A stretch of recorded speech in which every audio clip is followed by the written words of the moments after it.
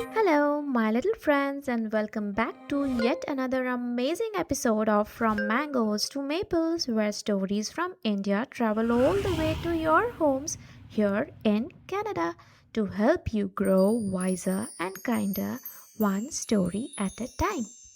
It's me, Millie, and today's story is about unity, about how listening to different ideas and working together can create something more beautiful than we ever imagined.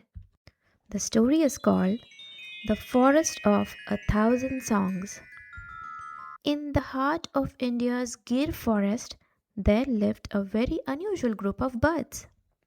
There was Kuhu the koel with her sweet soft voice, Ruzu the rooster with his loud cock-a-doodle-doo, Piku the parrot who could chirp any tune he heard, and Meena the little myna whose voice wobbled and shook when she tried to sing in front of others.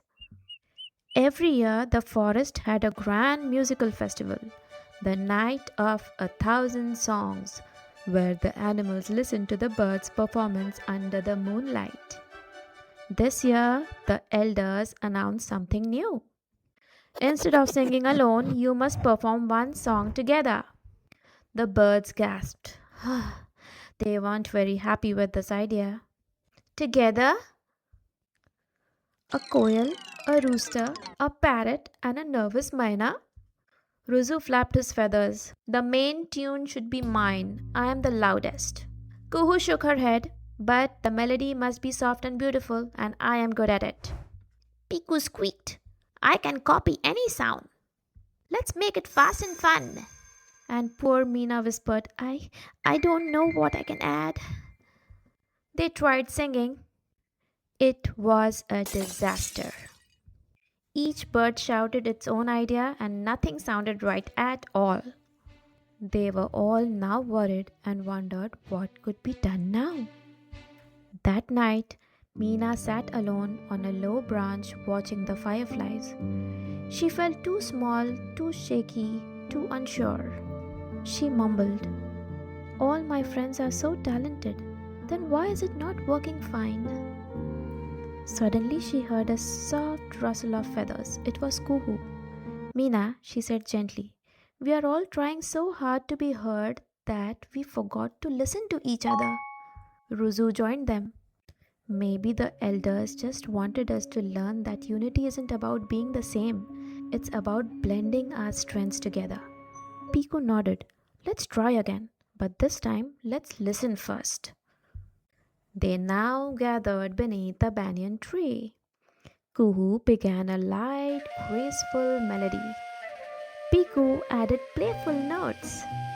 Razu sprinkled strong beats in between, and Meena found a place right in the middle, a soft, steady hum going that held the whole song together like magic. When they finally performed under the moon, the forest fell completely silent, listening and amazed. Their song wasn't loud, it wasn't fast, it was beautiful because every voice mattered.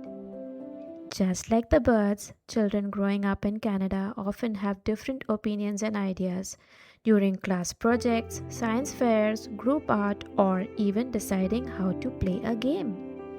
This is true all over the world, but because we here have friends coming from all around the globe, this is true even more over here in this country. When you keep an open mind, respect each person's idea, and work together, something amazing happens.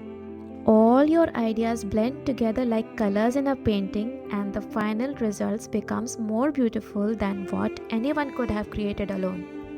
That's the real power of unity, listening, accepting, and building something together. Can you think of a time when someone else's idea helped you make your own idea better? It's time to keep an open heart and be a team now. Unity is created by listening to others, welcoming different ideas, and building something beautiful together. This was the end of today's story, and I hope you learned something beautiful once again with this story. See you next week with yet another sweet little story. Until then, remember, From India's land to Canada's snow, may seeds of kindness always grow.